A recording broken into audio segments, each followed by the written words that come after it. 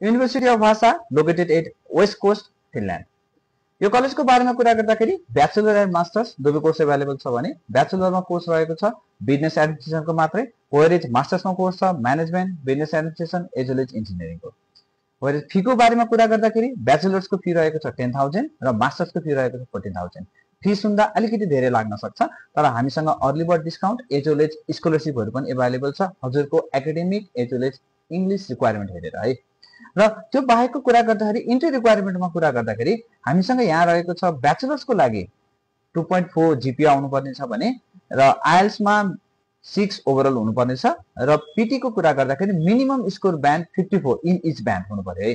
र मास्टर्सको लागि कुरा गर्दाखेरि पनि जीपीए 2.4, आइएल्समा 6.5, नो ब्यान्ड लेस देन 6 र पीटीमा नो ब्यान्ड लेस देन 62।